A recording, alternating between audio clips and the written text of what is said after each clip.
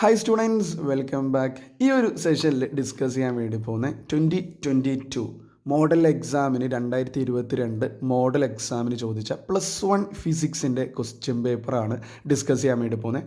രണ്ട് പാർട്ടായിട്ട് ഡിസ്കസ് ചെയ്യുന്നത്. ഇന്ന് ഒരു കുറച്ച് ക്വസ്റ്റ്യൻസ് ഡിസ്കസ് ചെയ്യും, ഇതിൻ്റെ ബാക്കി നമുക്ക് നെക്സ്റ്റ് പാർട്ടിൽ ഡിസ്കസ് ചെയ്യാം, കാരണം ലെങ്ത് ആക്കാതിരിക്കാൻ വേണ്ടിയിട്ടാണ്.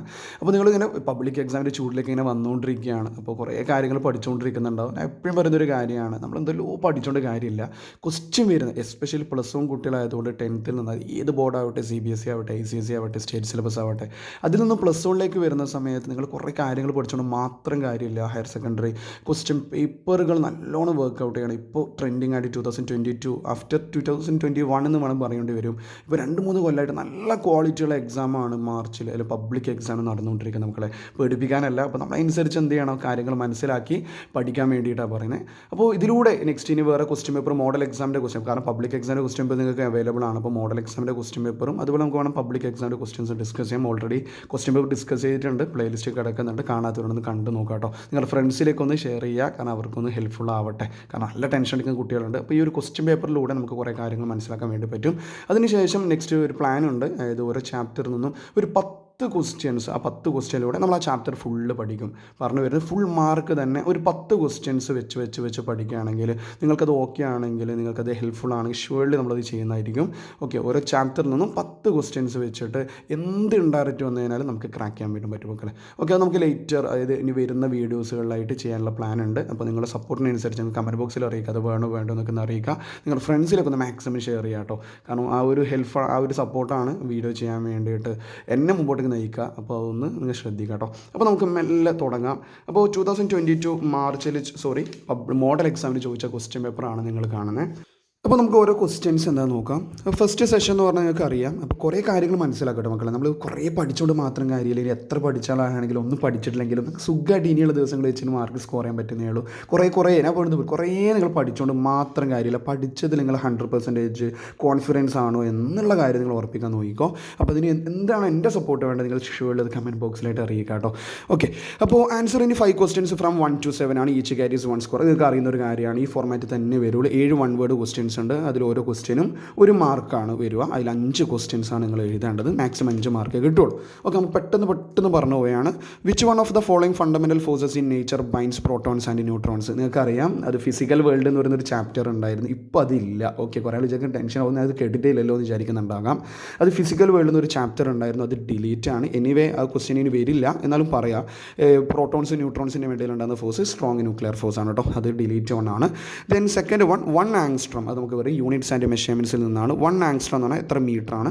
10⁻⁻10 മീറ്റർ ആണ് കേട്ടോ. അതുപോലെ ഫെംറ്റോ എന്താണ്, മൈക്രോ എന്താണ്. അപ്പോൾ ഒരു ക്വസ്റ്റ്യൻ കിട്ടുമ്പോൾ നമ്മൾ അതും കൂടി പഠിക്കുക. അങ്ങനെ പഠിക്കുമ്പോൾ നമ്മൾ ചാപ്റ്റർ ഫുള്ളാവും മക്കളെ. ചെറിയ സമയമേ വേണ്ടു. ഓക്കെ, +1 ഫിസിക്സ് സുഖമായിട്ട് നിങ്ങൾക്ക് സ്കോർ ചെയ്യാൻ പറ്റുന്ന കാര്യമുള്ളൂ.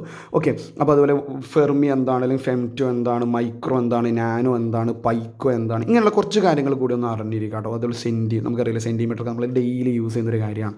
ഓക്കെ, ദെൻ തേർഡ് ക്വസ്റ്റ്യൻ എന്ന് പറഞ്ഞാൽ magnitude of a null vector. Null വെക്റ്ററിൻ്റെ മാഗ്നിറ്റ്യൂഡ് ഏതാ ചാപ്റ്റർ? മോഷൻ എ പ്ലെയിൻ ആണല്ലേ നൾ വെക്റ്റർ. മറ്റൊരു പേരെന്താ? Zero vector. മക്കളൊരു പേപ്പറും ഒരു ബുക്കും പെന്നൊക്കെ എടുത്തിട്ട് നോട്ട് ചെയ്ത് വെക്കാം കേട്ടോ. എക്സ്ട്രാ കാര്യങ്ങളൊക്കെ നോട്ട് ചെയ്യുക. നൾ വെക്റ്റർ ഈ ക്വസ്റ്റ്യൻ നോട്ട് ചെയ്യുക, അതുപോലെ തന്നെ പോസ് ചെയ്ത് ഇങ്ങനെ പോയാൽ മതി.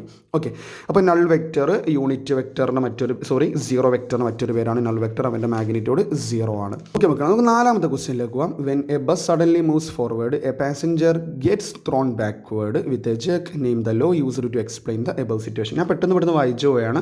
ഓക്കെ, ഞാൻ നല്ല സ്പീഡാക്കുന്നില്ല, കാരണം നല്ല ലെങ്തി ആവേണ്ട വിചാരിച്ചാണ്. നിങ്ങൾ പോസ് ചെയ്ത് നോട്ട് ക്വസ്റ്റ്യൻസ് ഒക്കെ പറ്റുമെങ്കിൽ നോട്ട് ചെയ്ത് റിലേറ്റഡ് ഫാക്റ്റൊക്കെ എഴുതി വരുമ്പോൾ ഓവറോൾ കാര്യങ്ങൾ കിട്ടും. നമുക്ക് പിന്നെ ചാപ്റ്റർ വൈസ് നമ്മൾ ഡിസ്കസ് ചെയ്യും കേട്ടോ. ഓക്കെ, മാക്സിമം അത് ചെയ്യാൻ വേണ്ടി നോക്കുന്നുണ്ട്. നിങ്ങൾക്കത് വേണമെന്നുണ്ടെങ്കിൽ കമൻറ്റ് ബോക്സിൽ അറിയിക്കുക. അനുസരിച്ച് നമുക്ക് എന്ത് ചെയ്യാം, കാരണം സപ്പോർട്ട് ഉണ്ടെങ്കിൽ മാത്രമേ ചെയ്യാൻ പറ്റും. അപ്പോൾ നോക്കിയാണ് നമുക്ക് ചെയ്യാം കേട്ടോ. ഓക്കെ, അപ്പോൾ ഏത് ലോ വെച്ചിട്ട് അതൊന്നുമില്ല.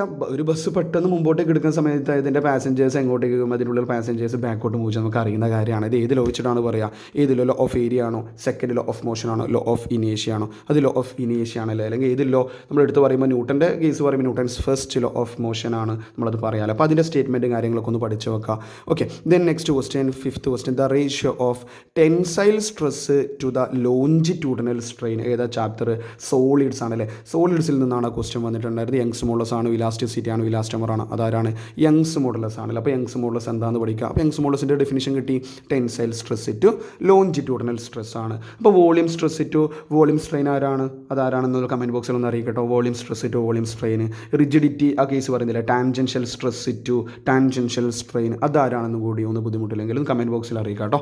Okay, then next one, question number 6, working of a hydraulic lift is based on dash law.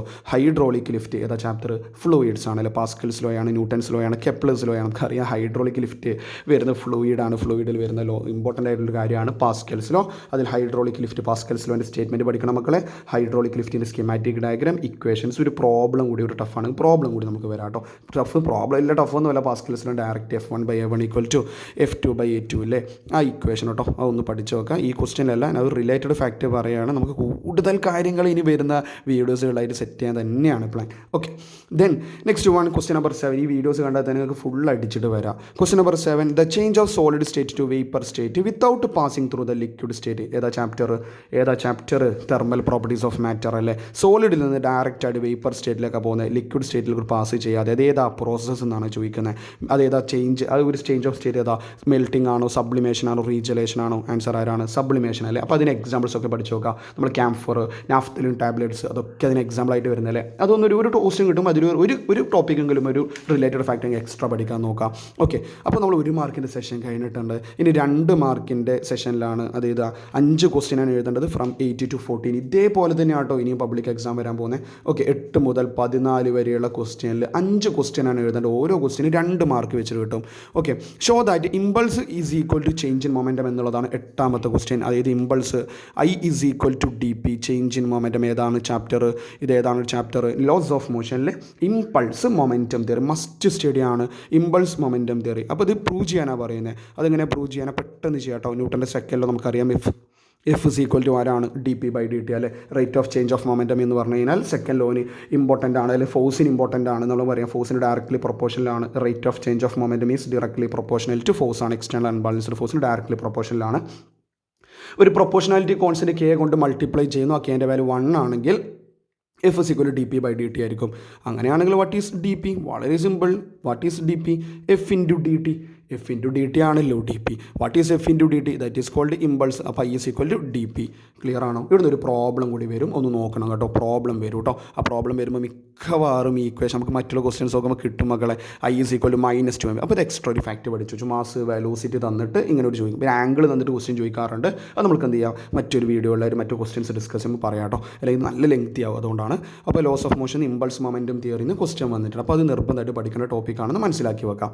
Then next one എന്ന് പറഞ്ഞാൽ 9ാമത്തെ ക്വസ്റ്റ്യൻ എന്താ? ഒരു ഗ്രാഫ് തന്നിട്ടുണ്ട്. സ്ട്രെസ് സ്ട്രെയിൻ ഗ്രാഫ് കാണുമ്പോൾ തന്നെ നിങ്ങൾക്ക് അറിയാം. സ്ട്രെസ് സ്ട്രെയിൻ ഗ്രാഫ് എന്ന് പറഞ്ഞു കഴിഞ്ഞാൽ ഏതാണ്? മെക്കാനിക്കൽ പ്രോപ്പർട്ടീസ് ഓഫ് സോളിഡ്സ് ആണല്ലേ. അപ്പോൾ ഈ ഗ്രാഫിൽ ഒന്നുമില്ല. ഇവിടെ S1 S2 എന്ന് പറയുന്ന stresses corresponding to in the given stress strain graph identify the stresses S1 and S2 corresponding to points B and D respectively. അതിനെ ബിന് കറസ്പോണ്ടിങ് S1 ഉണ്ട്, ഡിന് കറസ്പോണ്ടിങ് S2 ഉണ്ട്. ആരാണ് S1 എന്ന് പറയുന്ന സ്ട്രെസ് എന്താണ്?